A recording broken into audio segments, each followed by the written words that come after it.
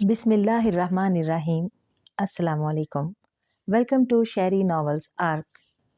कहानी शुरू करने से पहले चैनल को सब्सक्राइब कर लें और बेल बटन दबाकर नई कहानियों का नोटिफिकेशन हासिल करें। शुक्रिया। सिकंदर के लिए ज़मीन पर पाँव टिकाना मुश्किल हो रहा था। ऐसा लग रहा था कि ज़मीन पूरी रफ्तार से गोल गोल घूम रही है और इर्द गिर्द के सारे लोग, बिल्डिंग्स, सब कुछ भी घूम रहे हैं। चंद मिनट तो सिकंदर को होश ही नहीं रहा कि उसकी ज़िंदगी के कुछ राज अब राज नहीं रहे। लेकिन जब दिमाग अपनी जगह पर आया तो पहला ख्याल उसको यही आया कि ये पंडित कोई आम इंसान नहीं है, बल्कि ये वो इंसान है जो इसके बारे में बहुत कुछ जानता है। तुम मुझसे क्या चाहते हो? सिकंदर ने कपकपाते हुए कहा। हा, अरे बालिक, मैं तुमसे कुछ नहीं चाहता। मैं तो ये चाहता हूँ कि तुम मुझसे कुछ चाहो। क्या मतलब है आपका? सिकंदर अब तुमसे आप पर आ गया था। मतलब मुझे से तुम्हारी ये उदासी देखी नहीं जाती। मैं चाहता हूँ कि तुम अपनी ज़िंदगी जियो जैसे दूसरे लोग जीते हैं। तुम भी हंसो, मुस्कुराओ, वो सब करो जो तुम्हारा दिल चाहता है। लेकिन मेरा दिल तो कुछ भी नहीं चाहता बाबा। क्यों नहीं चाहता तुम्हारा दिल? सब कुछ करना चाहता है, लेकिन तुम दिल की सुनो भी। तुम हर वक्त दिमाग की सुनते हो और दिमाग ने तुम्हें पागल बना रखा है। क्या मैंने सही कहा? जी, आप सही कह रहे हो। अच्छा, क्या नाम है तुम्हारा? क्या मतलब, जब आप मेरे बारे में सब कुछ जानते हो तो क्या मेरा नाम नहीं जानते हो? सिकंदर, मैं सिर्फ चाहता हूँ कि तुम बात करो, दिल से बोलो, मजबूर मत बनो। लोगों ने दुनिया में इससे भी बड़े गुनाह किए हैं, लेकिन वो आज भी खुशी खुशी जी रहे हैं, और एक तुम हो जो अपने आप को हलकान किए जा रहे हो। तो आप बताएं कि मैं क्या करूं? मैंने कहा ना, तुम वो करो जो तुम्हारा दिल चाहता है। लेकिन इससे पहले एक काम करो, कहीं बैठकर बात करते हैं।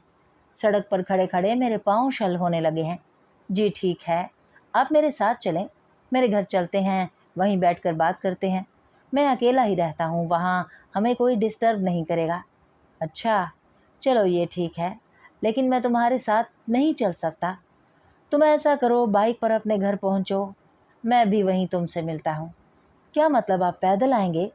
और आपने तो मेरा घर भी नहीं देखा है। बालिक, तुम फिर मेरे बारे में गलती कर रहे हो। तुम बस घर पहुंचो, मैं तुम्हें वहीं मिलता हूँ। जी ठीक है। सिकंदर ने बाइक स्टार्ट की और घर की जानिब रवाना हो गया। वजीर करकोस से कहो कि शातिर मिलने आया है। आज शादी को दूसरा दिन था। शाह जिन्नात अपने बेटे की शादी धूमधाम से करके दोबारा अपने महल में पहुंच चुके थे, और शातिर को जिस चमकती बिजली का मालूम करने का हुक्म दिया गया था, वो इस बारे में मालूमात हासिल करके अब वजीर करकोस को बताने आया था। थोड़ी देर बाद महल का दाखिली दरवाज़ा खुला और मुहाफिज बाहर आ गया। वजीर करकोस ने आपको तलब किया है। सही है, ये कहकर शातिर ने महल की जानिब कदम बढ़ाने शुरू किए। वजीर करकोस की रिहाइश महल की अकबी तरफ थी। शातिर को वहां पहुंचने में चंद मिनट लगे। वजीर के कमरे में भी दो मुहाफिज जिन पहरा दे रहे थे। शातिर को देखकर उन्होंने दरवाज़ा खोल दिया। शायद उन्हें भी शातिर की आमद का पता चल गया था। हालनुमा कमरे में दाखिल होने पर शातिर ने वजीर करकोस को चहलकदमी करते हुए पाया। शायद शातिर की आमद का सुनकर वजीर ने तमाम वुज़रा को कमरे से जाने का कह दिया होगा। शातिर वजीर करकोस की खिदमत में सलाम अर्ज़ करता है। आओ शातिर आओ, मैं तुम्हारा बेचैनी से इंतज़ार कर रहा था। मुझे डर था कि कहीं शाह जिन्नात मुझसे उस रोशनी का पूछ नहीं लें, और तुम भी अभी तक गायब थे। मुझे तो तुमने परेशान कर दिया था। तुम जैसे ताकतवर जिन के लिए एक छोटी सी बात मालूम करने में इतना वक्त लेना काफ़ी मज़े का खेज़ है। नहीं वज़ीर करकोस, ऐसी कोई बात नहीं है, लेकिन जिस काम के लिए आपने मुझे भेजा था वो इतना आसान नहीं था। पहले मैं भी यही समझ रहा था कि बहुत जल्द ये बात मालूम कर लूँगा, लेकिन मुझे काफ़ी वक्त लगा। तब जाकर मुझे मालूम हुआ कि ये क्या माजरा था। क्या मतलब शातिर? मुझे तफसील से बताओ कि क्या बात है। वज़ीर करकोस, आपके हुक्म के बाद मैं जब वहाँ पहुँचा तो वहाँ सिर्फ एक इंसान की जली हुई लाश पड़ी हुई थी। उसके अलावा कोई ऐसी चीज़ या इंसान नहीं था कि मुझे बात मालूम हो सकती कि वहाँ क्या हुआ था। फिर मैंने उड़कर उस जगह को देखा, लेकिन आसमान से देखने पर मुझे कुछ मालूम ना हो सका। उसके बाद मुझे ज़मीन के अंदर जाकर देखना पड़ा। ज़मीन के अंदर से मुझे मालूम हुआ کہ کسی وقت میں وہاں قبرستان ہوا کرتا تھا جو اب زمین کے برابر ہو گیا ہے۔ قبرستان کو دیکھ کر مجھے یہی لگا کہ یہ شخص کسی چلے میں مصروف تھا اور اس نے ایسی کوئی غلطی کر دی تھی جس کی وجہ سے اسے جان سے ہاتھ دھونا پڑا۔ اس شخص کے مارے جانے کے بعد میں نے اس روشنی کا پیچھا کیا تو وہ روشنی دنیا کے آخری کنارے پر موجود سمندر کی جانب چلی گئی، لیکن وہاں کالی طاقتوں کا اس قدر اندھیرا تھا کہ مجھے خالی ہاتھ لوٹ آنا پڑا۔ اس کا مطلب تم ناکام لوٹ آئے ہو؟ ایک دن کے بعد بھی تم صرف یہ معلوم کر کے آئے ہو؟ اس انسان کی موت کا ذمہ دار وہ روشنی ہے، لیکن وہ روشنی کس چیز کی تھی اس کا تمہیں کچھ بھی پتہ نہیں چلا ہے۔ مجھے تم سے مایوسی ہوئی ہے شاطر، تم سے مجھے یہ امید نہیں تھی۔ وزیر کرکوس، میں شرمندہ ہوں، لیکن اندھیری طاقتوں کی وجہ سے میں کچھ بھی معلوم نہیں کر سکا۔ کیا مطلب؟ تم یہ کہنا چاہ رہے ہو کہ شیطانی طاقتیں اب ہم سے طاقتور ہو گئی ہیں؟ وزیر کرکوس کی کڑکدار آواز نے شاطر کو ہلا دیا۔ میرا یہ مطلب نہیں تھا وزیر کرکوس، شاطر نے کانپتے ہوئے جواب دیا۔ کیا مطلب؟ تم نے ایک دن ضائع کر دیا اور بس یہی معلوم کر آئے ہو؟ نہیں وزیر کرکوس، اس واقعے کے بعد میں پوری دنیا میں جہاں جہاں کوئی انسان چلے میں مصروف نظر آ رہا ہے میں اسے دیکھ رہا ہوں۔ اگر اب بجلی چمکتی ہوئی نظر آئی تو میں اس کا راز پا لوں گا انشاءاللہ۔ لیکن شاطر، اب میں شاہ جنات کو کیا جواب دوں کہ تم ناکام لوٹ آئے ہو؟ میں معافی چاہتا ہوں وزیر کرکوس۔ اچھا ٹھیک ہے، تم جاؤ اور اس بجلی کا راز معلوم کر کے ہی آنا۔ میں دیکھتا ہوں کہ شاہ جنات کو کیسے مطمئن کرنا ہے۔ جی بہتر ہے۔ شاطر الٹے قدم چلتا ہوا کمرے سے باہر نکل آیا۔ اس نے ایک لمبی سانس لی اور محل کے خارجی دروازے کی جانب چل پڑا۔ سکندر نے بائک گھر کے باہر کھڑی ہی کی تھی کہ اتر کر دروازہ کھولے کہ اس کی نگاہ سڑک کے دوسرے کنارے پر موجود درخت پر چلی گئی۔ سادھو پنڈت درخت کے پیچھے سے نکل کر اب سکندر کی جانب بڑھ رہا تھا۔ بہت دیر کر دی بالک، لیکن کوئی بات نہیں، پنڈت نے نزدیک پہنچ کر کہا۔ لیکن آپ اتنی جلدی کیسے پہنچ گئے؟ سکندر نے حیرانگی سے پوچھا۔ بالک، میں جلدی نہیں پہنچا بلکہ تم نے دیر کر دی ہے۔ اوہ اچھا، میں راستے میں کھانا کھا لینے کے لیے رکا تھا، شاید اسی لیے دیر ہو گئی ہوگی۔ آئیں گھر کے اندر چلتے ہیں۔ سکندر نے گھر کا لوک کھولا اور اندر داخل ہوا۔ سکندر کے پیچھے پنڈت بھی اندر داخل ہو گیا تھا۔ صحن عبور کرنے کے بعد سکندر دائیں جانب کمرے میں داخل ہوا۔ یہ شاید بیڈ روم تھا۔ پنڈت بھی دیکھا دیکھی اس کے پیچھے کمرے کے اندر آ گیا۔ آپ یہاں بیٹھے، میں کھانا برتن میں ڈال کر لاتا ہوں۔ سکندر نے کرسی کی جانب اشارہ کیا تھا۔ یہ کہہ کر سکندر کمرے سے نکل کر کچن میں چلا گیا اور کھانا برتن میں ڈال کر واپس بیڈ روم میں آ گیا۔ پنڈت کرسی پر بیٹھا ہوا تھا۔ میں کھانا نہیں کھاؤں گا، پنڈت نے سکندر کو کھانا برتنوں میں ڈالتے ہوئے دیکھ کر کہا تھا۔ کیوں؟ آپ کو بھوک نہیں ہے؟ نہیں، مجھے بھوک نہیں ہے، تم بے فکر ہو کر کھانا کھاؤ۔ پنڈت کی بات سن کر سکندر نے نوالا کھانا شروع کر دیا۔ اچھا بابا، ایک بات کہوں، اگر آپ کو برا نہ لگے؟ کہو بالک، مجھے برا نہیں لگے گا۔ بابا، جب میری آپ سے پہلی ملاقات ہوئی تھی اس وقت بارش ہو رہی تھی اور اس جگہ صرف ایک درخت تھا جس کے نیچے آپ اور میں تھے، لیکن میں نے آپ کے پیروں کو دیکھا تو خشک تھے۔ اتنی بارش میں آپ کے پاؤں خشک دیکھ کر میں پریشان ہو گیا تھا بابا، اور پھر آج جب آپ نے میرے بارے میں بتایا تو مجھے لگا آپ کوئی جن بھوت ہو، سکندر نے کہا۔ سکندر نے کھانا کھاتے ہوئے یہ بات کہی تھی۔ نہیں بالک، میں بھی انسان ہی ہوں، بس بھگوان کی دیا سے تھوڑا بہت علم حاصل کر رکھا ہے جس سے لوگوں کے بارے میں پتہ چل جاتا ہے۔ اس دن جب میں نے تمہیں وہاں دیکھا تھا تو اس وقت بارش شروع نہیں ہوئی تھی۔ جیسے ہی میں درخت کے قریب پہنچا تو بارش بھی شروع ہو گئی، شاید اس وجہ سے میرے پاؤں خشک تھے۔ اچھا، سکندر نے اچھا کو لمبا کرتے ہوئے کہا۔ کیا آپ میرے بارے میں اور کچھ بتا سکتے ہیں؟ لیکن پلیز اچھا ہی بتائیے گا۔ اب سکندر کی پنڈت میں دلچسپی بڑھنے لگی تھی۔ کیا جاننا چاہتے ہو بالک؟ کچھ بھی بابا، اس زندگی سے میں بیزار ہو گیا ہوں، ایسا لگتا ہے اب میرے جینے کا مقصد ختم ہو گیا ہے۔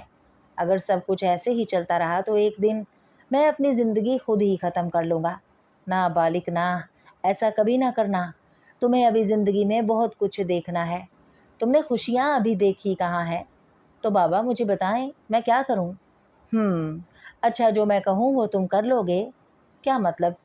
دیکھو نا، تم نے کہا کہ تم زندگی سے بیزار ہو، تم نے فضول سوچے لگا کر اپنا مقام اور عزت خود خراب کر لی ہے۔ دولت جتنی تھی وہ تم نے آہستہ آہستہ اڑا لی۔ کام میں تمہیں کوئی دلچسپی نہیں رہی، آگے پیچھے تمہارا کوئی نہیں رہا۔ ایسی بہت سی باتیں ہیں جنہیں دیکھ کر لگتا ہے تم انتہا کی حد تک بیزار ہو خود سے۔ تم قابل انسان ہو، تمہیں خود کو ضائع کرنا اپنے ہاتھ سے خود کا قتل کرنے جیسا ہے۔ تم ایک کام کیوں نہیں کر لیتے؟ تم سفرینہ سے دوستی کر لو۔ یہ سفرینہ کون ہے بابا؟ یہ ایک طاقت کا نام ہے بالک، وہ طاقت جس کے پیچھے انسان نے اپنی زندگیاں ختم کر ڈالی ہیں، لیکن جسے بھی یہ طاقت مل گئی وہ دنیا کا طاقتور، دولت مند اور خوشحال انسان ہوگا۔ کیا یہ کوئی لڑکی ہے؟ بالکل، یہ ایک لڑکی ہے، بلکہ خوبصورت لڑکی ہے، لیکن بلا کی چالاک ہے۔ طاقت میں جنوں اور شیطانوں کو بھی مات دے دے۔ آج تک کسی نے بھی سفرینہ کو قابو نہیں کیا، جس نے بھی کوشش کی وہ اپنی جان سے گیا۔ تو ایسی خطرناک لڑکی کا میں کیا کروں گا بابا؟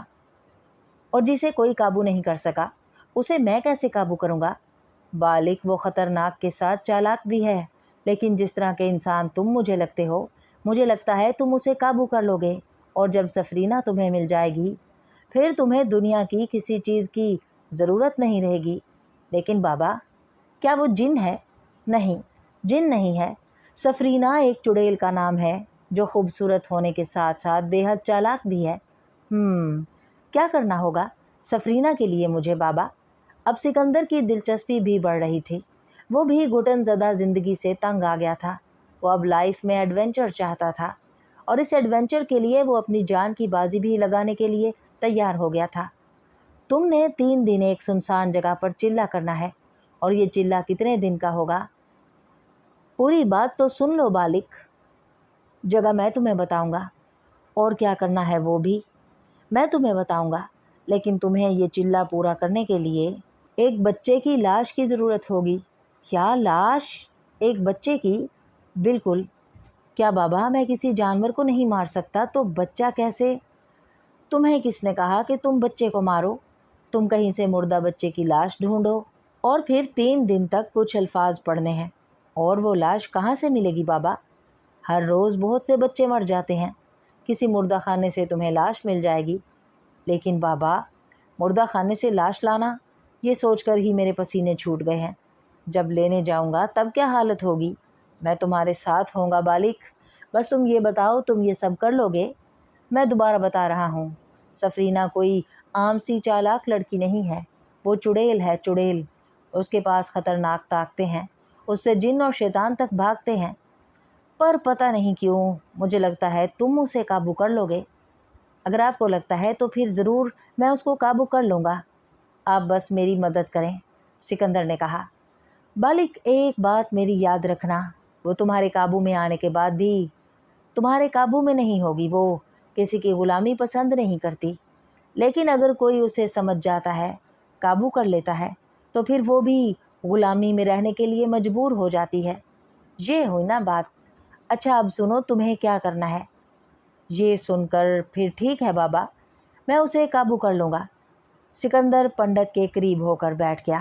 آؤ سفرینہ، آؤ، مجھے تمہاری آمد کا پتہ چل گیا تھا۔ شیطان اعظم تعظیماً سفرینہ کے لیے اٹھ گیا، لیکن یہ بھی سچ تھا کہ وہ سفرینہ سے خوف بھی کھاتا ہے، کیونکہ بے شک سفرینہ طاقت میں اس سے بڑھ کر نہیں ہے، لیکن چالاکی میں اس کی ماں ہے۔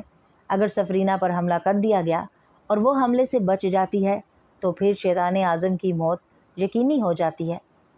سفرینہ ایک معصوم سی صورت کی خوبصورت چڑیل تھی۔ جب تک کسی کا سفرینہ سے واسطہ نہیں پڑا، ہر کوئی اس کی معصومیت پر دھوکہ کھا جاتا ہے، لیکن ایک دفعہ جو کوئی بھی سفرینہ کے مقابلے میں آیا، اس کے بعد وہ زندہ میں شمار نہیں ہوا۔ کیسے پتہ نہیں چلے گا شیطان اعظم؟ ہم کوئی عام سی چڑیل تھوڑی ہیں، ہم سے پہلے ہماری دہشت کا استقبال ہوتا ہے۔ شاید تمہارے کارندوں نے ہماری دہشت کو چمکتے ہوئے دیکھ لیا ہوگا۔ ہاں ہاں ہاں، بالکل ایسا ہی ہے۔ شیطان اعظم نے جعلی ہنسی سے حامی بھری۔ سفرینہ شیطان اعظم کے تخت کے ساتھ بڑی کرسی پر بیٹھ گئی، اور اس کے لیے اسے اجازت لینے کی بھی ضرورت پیش نہیں آئی۔ شاید شیطان اعظم نے بھی اس بات کا برا نہیں منایا تھا، اور وہ برا منا بھی نہیں سکتا تھا۔ کہاں سے آ رہی ہو سفرینہ؟ کافی دنوں بعد تمہارا آنا ہوا ہے۔ آنا تو اب بھی نہیں ہوتا، بس کچھ بے وقوف انسان مجھے قابو کرنے کی ناکام کوشش کرتے ہیں اور پھر جان سے ہاتھ دھو بیٹھتے ہیں۔ تمہیں بھی کوئی قابو کر سکتا ہے سفرینہ؟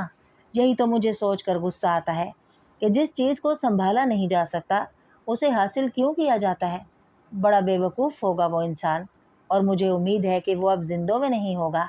بالکل، اس کی جلی ہوئی لاش چھوڑ آئی ہوں چیل کووں کے کھانے کے لیے۔ بڑی ظالم ہو سفرینہ۔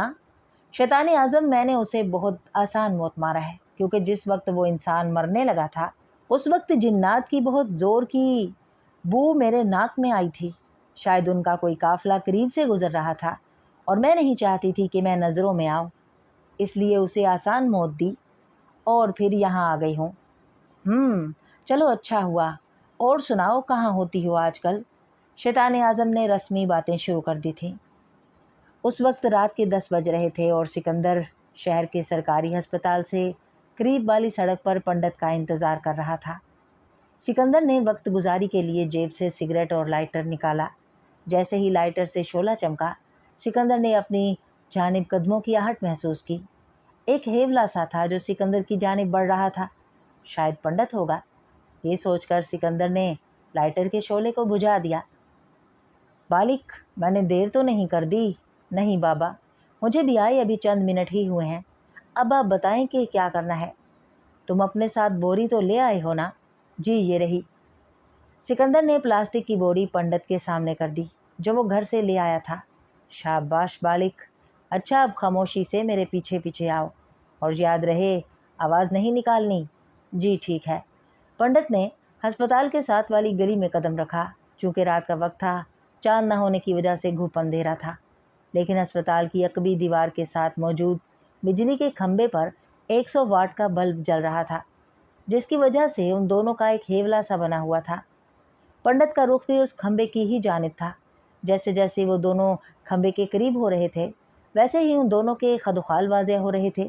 200 قدم چلنے کے بعد اب وہ کھمبے کے نیچے پہنچ چکے تھے اور وہیں پر ہسپتال کی دیوار ختم ہو رہی تھی۔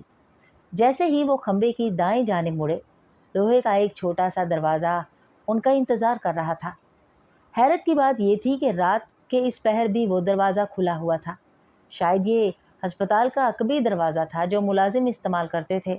پنڈت نے آہستہ سے دروازے کے ایک پٹ کو مکمل کھولا اور اندر داخل ہو گیا۔ سکندر بھی اس کے پیچھے بغیر آواز پیدا کیے اندر داخل ہو گیا۔ ہسپتال کے عقبی جانب کو کھمبے کے بلب نے روشن کر رکھا تھا، اس لیے ہسپتال میں اچھی خاصی روشنی تھی۔ یہ ہسپتال کی پارکنگ والی جگہ تھی اور اس وقت ایک پرانی ایمبولینس پارکنگ میں کھڑی ہوئی تھی۔ پنڈت نے پارکنگ کی جانب قدم بڑھائے اور سکندر بھی اس کے پیچھے چل پڑا تھا۔ ایمبولینس کے قریب پہنچ کر پنڈت نے سکندر کو اشارہ کیا اور سکندر پنڈت کے قریب ہو گیا۔ بوری مجھے دو، اور یاد رہے جب تک میں واپس نہ آؤں کوئی آواز نہیں نکالنا۔ سکندر نے ہاں میں گردن ہلانے میں ہی عافیت جانی۔ پنڈت نے بوری لینے کے لیے ہاتھ بڑھائے اور سکندر نے بوری پنڈت کو تھما دی۔ پنڈت سکندر کو وہیں چھوڑ کر چلا گیا۔ اب سکندر تھا اور ویران ہسپتال۔ سکندر سوچ رہا تھا کہ اگر اس وقت کوئی انسان یہاں آ گیا تو وہ کیا جواب دے گا کہ کیوں وہ یہاں کھڑا ہوا ہے، لیکن شکر ہے اب تک کوئی انسان نظر نہیں آیا تھا۔ سکندر کا دل کر رہا تھا کہ سگریٹ جیب سے نکال کر سلگائے، لیکن پنڈت کی ہدایت تھی کہ کوئی آواز نہیں نکالنی، ایسا نہ ہو کہ لائٹر کی آواز یا روشنی سے کوئی اس طرف آ جائے، اس لیے خاموش کھڑا رہنا ہی بہتر تھا۔ ابھی سکندر یہ سوچ ہی رہا تھا کہ قدموں کی چاپ سنائی دی، جسے سن کر سکندر ایمبولینس کے پیچھے چھپ گیا۔ قدم ایمبولینس کے قریب آ کر رک گئے۔ کہاں ہو بالک؟ پنڈت کی سرگوشی سنائی دی۔ یہاں۔ سکندر پنڈت کی آواز سن کر ایمبولینس کے پیچھے سے باہر نکل آیا۔ پنڈت کے کندھے پر وہی بوری تھی جو سکندر نے اسے دی تھی۔ شاید اس میں مردہ بچے کی لاش ہو، سکندر نے سوچا۔ اب چلو یہاں سے، کوئی آواز پیدا مت کرنا، اور یہ پکڑو۔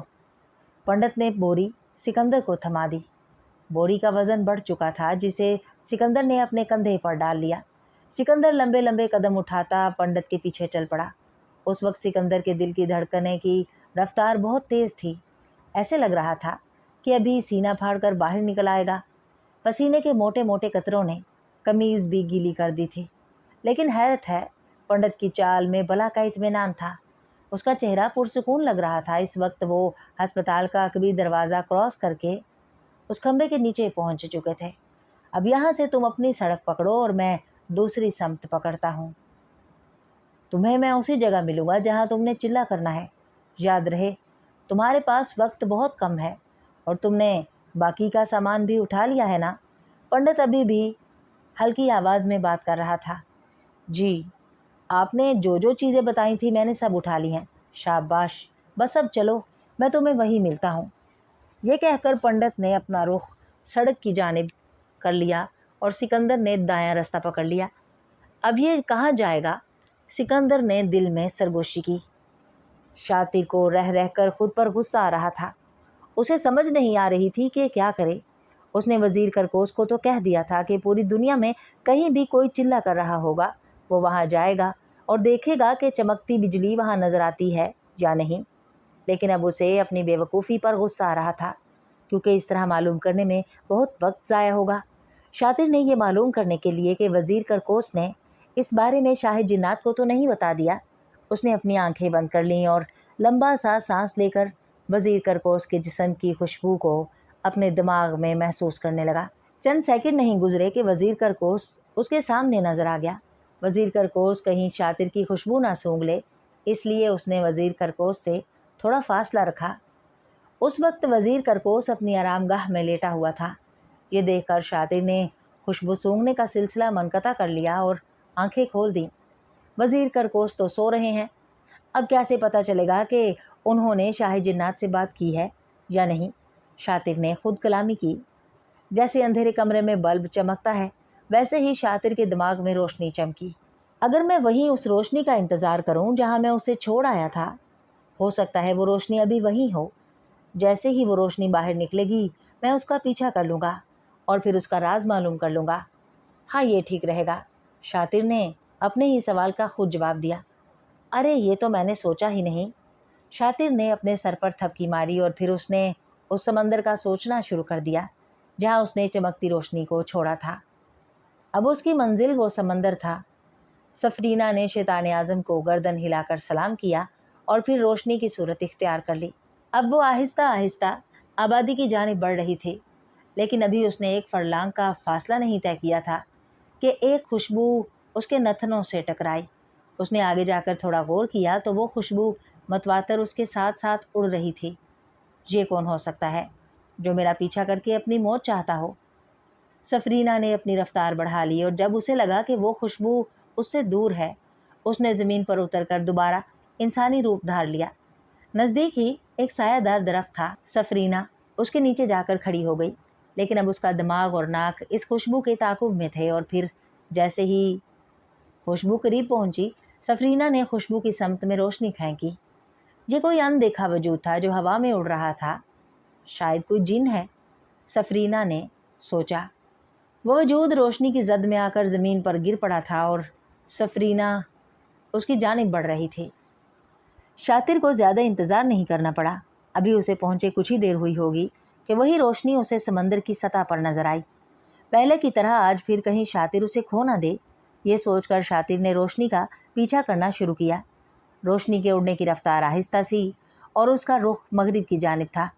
ابھی شاطر نے کچھ ہی پیچھا کیا کہ روشنی کی رفتار تیز ہو گئی۔ یہ دیکھ کر شاطر نے بھی اپنی رفتار بڑھا لی، لیکن روشنی کی رفتار بہت تیز تھی جس کی وجہ سے وہ آہستہ آہستہ دور ہوتی گئی اور پھر اچانک نظروں سے اوجھل ہو گئی۔ لیکن شاطر نے سمت نہیں بدلی، وہ بھی اپنی رفتار سے اسی سمت میں اڑا جا رہا تھا جس رخ پر روشنی اڑ رہی تھی۔ لیکن روشنی کا اب کوئی وجود نہیں تھا۔ شاطر اس بار اسے کھونا نہیں چاہتا تھا، لیکن اس بار بھی اس نے روشنی کو کھو دیا تو وزیر کرکوس کے ہاتھوں اس کی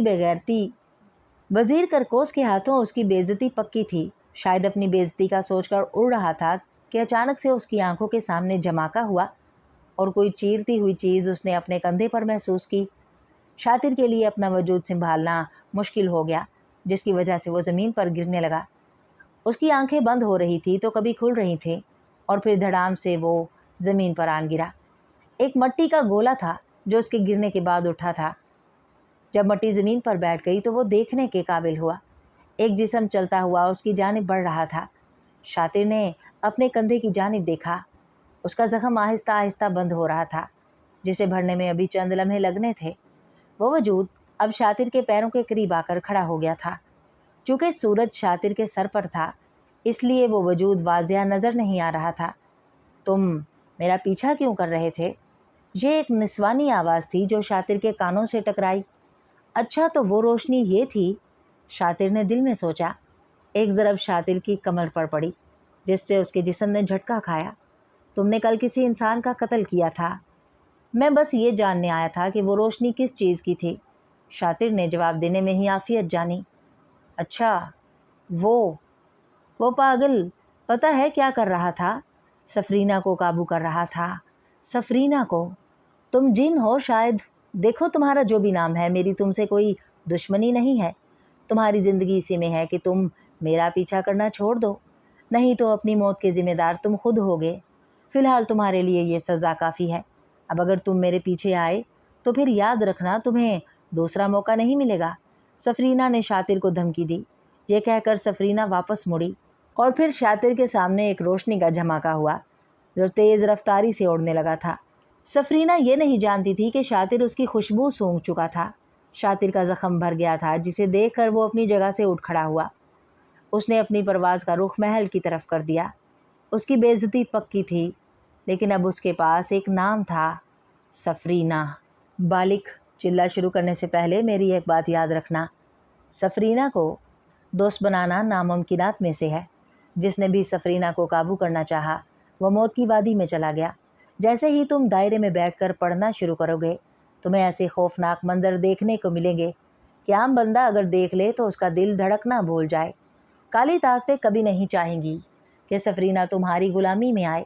اگر 2 راتوں تک تم یہ سب برداشت کرتے رہے اور بچ گئے تو تیسری رات سفرینہ تمہارے سامنے آئے گی، لیکن وہ تمہارے قابو میں آنے کے لیے تمہارے سامنے کوئی ایسی شرط رکھے گی جسے تم پورا نہیں کر سکو گے، اور شرط پورا نہ کرنے کا مطلب موت ہے۔ اسی لیے میں تمہیں ایک بار پھر خبردار کر رہا ہوں کہ خود کو خوف میں مت ڈالنا۔ وہ تمہیں جو بھی کہے وہ ضرور کرنا، پھر ہی تم اسے قابو کر لو گے۔ پنڈت سکندر کو شہر سے دور ایک ویران جگہ پر لے آیا تھا۔ یہ کوئی میدانی علاقہ تھا جس پر جگہ جگہ چھوٹی چھوٹی جھاڑیاں تھیں، لیکن اس کے علاوہ جو چیز تھی وہ ایک عجیب سی بدبو تھی، ایسی بدبو جو گوشت کے جلنے سے پیدا ہوتی ہے۔ اس وقت رات کے 11:45 ہو رہے تھے اور پنڈت سکندر کو مستقبل میں ہونے والے خدشات سے آگاہ کر رہا تھا۔ سکندر کے پاس اس وقت لال مرچ، ماچس، ایک چاقو اور بوری میں ایک بچے کی لاش تھی۔ پنڈت نے ایک صاف اور برابر جگہ ڈھونڈی اور سکندر کی طرف اپنا چہرہ کر لیا۔ کیا کہتے ہو بالک، تیار ہو تم؟ جی بابا، میں تیار ہوں، لیکن چلہ شروع کرنے سے پہلے میں ایک سوال پوچھنا چاہتا ہوں آپ سے۔ پوچھو بالک، ضرور پوچھو۔ آپ میری مدد کیوں کر رہے ہیں؟ کافی مشکل سوال پوچھ لیا ہے بالک۔ ہمارے پاس وقت بہت کم رہ گیا ہے، لیکن میں تمہیں سب سچ بتاتا ہوں۔ میں بھی تمہاری طرح ایک نوجوان اور ہنس مکھ انسان ہوا کرتا تھا۔ پھر ایک دن میری ملاقات ایک پنڈت سے ہوئی، جس سے مجھے سفرینہ کے بارے میں پتہ چلا۔ اس وقت میرا خون گرم تھا، میں نے بغیر تصدیق کیے چلہ کرنے چل پڑا۔ وہ تو بھگوان کی کرپا تھی کہ میں بچ گیا، لیکن سفرینہ نے مجھ سے میری پیاری بیٹی اور بیوی لے لی۔ اس چلاک چڑیل نے مجھ سے میری خوشیاں چھین لیں۔ میں نے اپنے سامنے اپنی بیٹی اور بیوی کو مرتے دیکھا۔ پھر سفرینہ آپ کے قابو میں نہیں آئی؟ نہیں بالک، اس نے مجھے زندہ جانے دیا تاکہ میں اپنی بیوی بچوں کے غم میں ہر روز مرتا رہوں۔ اس کے بعد میں نے بہت سے چھوٹے چھوٹے جاپ کیے، سادھوؤں کی خدمت کی، تب جا کر کچھ علم حاصل ہوا۔ جب میں نے تمہیں دیکھا اور تمہارے بارے میں اپنے چیلوں سے معلوم کیا تو مجھے پتہ چلا تم میں وہ شکتی ہے جس سے تم سفرینہ کو قابو کر لو گے۔ تم بھی میری طرح اپنا سب کچھ ہار چکے ہو۔ تم خود ہی دیکھ لو، اب کل سے اب تک تمہیں نہ کوئی سوچ آئی، نہ تم پریشان ہوئے۔ یہ سفرینہ تمہاری زندگی کو بدل کر رکھ دے گی۔ لیکن بالک، یاد رکھنا، تم سفرینہ سے ہر کام کروا لینا، لیکن اس پر کبھی بھروسہ نہ کرنا۔ اور تمہیں مارنے کے لیے تم پر بہت سے داؤ چلائے گی، لیکن اپنی زندگی میں تم جس طرح پھونک پھونک کر قدم اٹھاتے تھے، ویسے ہی سفرینہ کو سنبھالے رکھنا۔ وہ آفت کی پڑیا ہے۔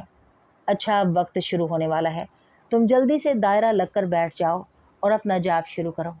اچھا، ایک بات اور، اب میں تم سے کبھی نہیں مل سکوں گا، بھگوان تمہاری مدد کرے۔ یہ کہہ کر پنڈت نے सिकंदर के सर पर हाथ फेरा और फिर अंधेरी समत में चल पड़ा।